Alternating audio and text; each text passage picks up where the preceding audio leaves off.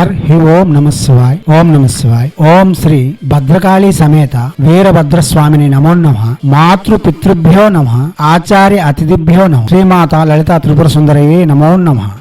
శివశక్తి స్వరూపులారా, మనం లక్ష్మీదేవిని కేవలం ధనంగా కాకుండా అష్టవైభవాలుగా చూస్తూ ఉంటాం. మనం పాడి పంటలు సమృద్ధిగా పండాలన్నా, మనం భోజనం ఆరోగ్యవంతం కావాలన్నా, పాడి పంటలు మెండుగా ఉండాలన్నా, అనగా నిలువ ఉండాలన్నా మనం ధాన్యలక్ష్మిని ముందుగా ప్రార్థన చేసుకుంటాం. ఆ ధాన్యలక్ష్మి యొక్క మంత్రము జపం చేయడం వలన ధాన్యలక్ష్మి యొక్క అనుగ్రహంతో మనం భోజనం చేసే భోజనం ఆరోగ్యయుతం అవుతుంది, అమృతమయం అవుతుంది. కాగా ఎప్పుడు కూడా మనకు ఆరోగ్యవంతంగానే జీవితం గడవాలన్నా మరియు ఆరోగ్యము ఆయుస్సు లభించాలన్నా ఈ మంత్రము చాలా వరకు ఉపకరిస్తుంది. అదే సమయంలో రైతుల కోసం ఈ మంత్రం ప్రత్యక్షంగా చేయబడినది. ఎవరైతే పాడి పంటలు పండిస్తూ వాటిని జీవనాధారంగా చేసుకుని ఉన్నారో, లేక పాడి పంటలను పండిస్తూ సమాజానికి శ్రేయస్సు కలిగిస్తున్నారు, అటువంటి వారు ఈ మంత్రము చేయడం వలన సమృద్ధి అయిన పాడి పంటలు పండుతాయి, మరల తగు ధనము లభిస్తుంది. అనగా పాడి పంటలు మంచి రేటుకు వెళ్లి ఆర్థిక ఇబ్బందులన్నీ తొలగి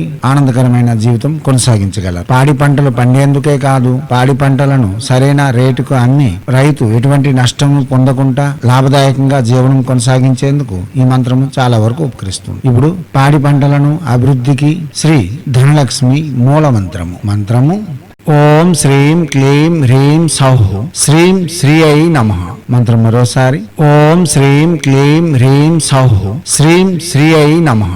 మంత్రం మరోసారి ఓం శ్రీం క్లీం హ్రీం సౌః శ్రీం శ్రీ అయి నమః.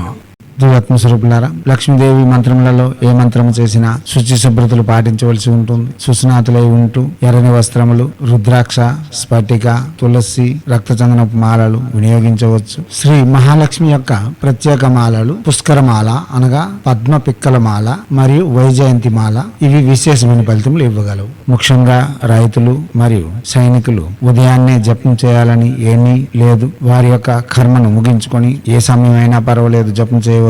సాధారణమైన జీవనం గడిపే వారికే ఉదయం జపం చేయవలసి ఉంటుంది. ఈ మంత్రములు ప్రతిరోజు కులదేవతారాధన, ఇష్టదేవతారాధన పూర్తి చేసుకున్న తర్వాత 108 చొప్పున జపం చేసుకుంటూ సకల విధములైన శ్రేయస్సులు, ఫలితములు, ఆరోగ్యము, ఆయుస్సు, ఆనందము మరియు ఐశ్వర్యము తప్పక పొందగలరు. లేదు విద్యుక్తంగా చేస్తాం అనుకునే వాళ్ళు గురువు వద్దకు వెళ్లి మంత్రము, యంత్రము తీసుకొని 1,00,000 జపం పూర్తి చేసి పురస్కరణ విధులు గావించి తర్వాత ప్రతిరోజు 108 చొప్పున జపం చేసుకుంటే చాలు సకల విధములైన శ్రేయస్సులు, ఆరోగ్యము, ఆయుస్సు, ఐశ్వర్యము శ్రీ మహాలక్ష్మి యొక్క అనుగ్రహంతో లభించగలవు. మీకు యంత్రములు, విధులు కావాలనుకునే వాళ్ళు డిస్ప్లేలో వస్తున్న నెంబర్లను సంప్రదించగలరు. దివాత్మ స్వరూపులారా, చేయండి, చేసి తగు ఫలితములను పొంది ఎనలేని ఆనందయుక్తమైన, ఐశ్వర్యయుక్తమైన, భోగయుక్తమైన జీవితంను కొనసాగిస్తూ 10 మందికి ఉదాహరణ స్వరూపంగా నిలవాలని భారతీయ ఋషులు మనకు అందించిన విద్యలు వినియోగించుకొని మన యొక్క సంస్కృతి సాంప్రదాయాలు కాపాడుతూ మన ఆచారాలలో దాగి ఉన్న మర్మ రహస్యాలను, ఆరోగ్య నియమాలను ప్రపంచానికి వెలుగెత్తి చాటేందుకు మనవంతుగా కృషి చేయాలని కోరుతూ ఎప్పుడు మీ సేవలో రత్నశ్రీ హిందూ సేవా సమాజ్ ఆచార్య భీమసింగ్ రవికుమార్ ఆఫ్ నిఖిలానంద సాగర్ మహారాజ్.